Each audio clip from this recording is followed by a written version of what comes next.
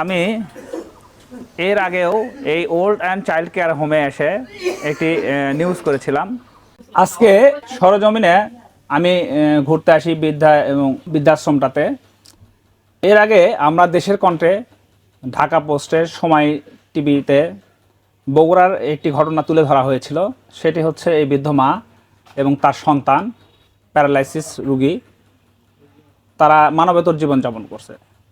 এটা দেখার পরে সরকারি বিভিন্ন সংস্থা বা যারা সাক্ষাৎকার দেওয়া হয়েছিল তারা সবাই সহায়তা করতে বলছিল। শুধু এটা দেখার পরে শেবিন মিয়া এখানে আর বসে থাকতে পারেনি, সে চলে গেছে তাদেরকে নেওয়ার জন্য এবং তাদেরকে নিয়ে আসছে এবং তাদেরকে এখানে থাকার জায়গা এবং খাওয়ার জায়গা দিছে। এবং তারা তাদের বক্তব্যই বলছে যে তারা থাকা এবং খাওয়ার যে নিশ্চয়তা, এই অনিশ্চয়তায় ছিল, সেই অনিশ্চয়তায় তারা আর ভুগছে না, তারা এখন ভালো আছে।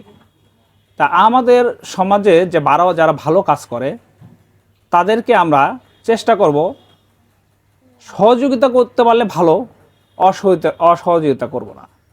এখন পর্যন্ত শেবিন মিয়ার এই বৃদ্ধাশ্রমটি সমাজসেবা যে একটা লাইসেন্স আছে, লাইসেন্সের আওতায় এখনও আসেনি।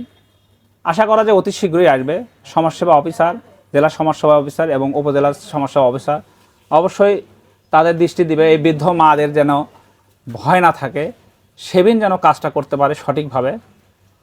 এটা আমার আকুল আবেদন থাকবে সংশ্লিষ্ট বিভাগের কাছে, তারা যেন তাকে সহযোগিতা করে একটি লাইসেন্সের ব্যবস্থা করে দেয়, সে যেন বৈধভাবে কাজটা করতে পারে।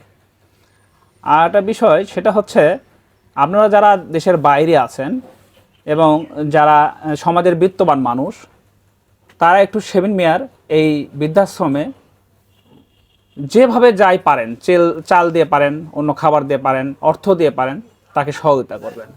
আমরা স্ক্রিনে সহযোগিতার যে নাম্বারটি সেটা দিয়ে দিব, আপনারা দেখে শেবিন মিয়ার সাথে কথা বলে আপনারা সহযোগিতা করবেন, যাতে এই বৃদ্ধ মা এবং এই যে প্যারালাইসিস রোগী, মানসিক রোগী যারা আছে, তারা যেন ভালোভাবে এখানে বসবাস করতে পারে।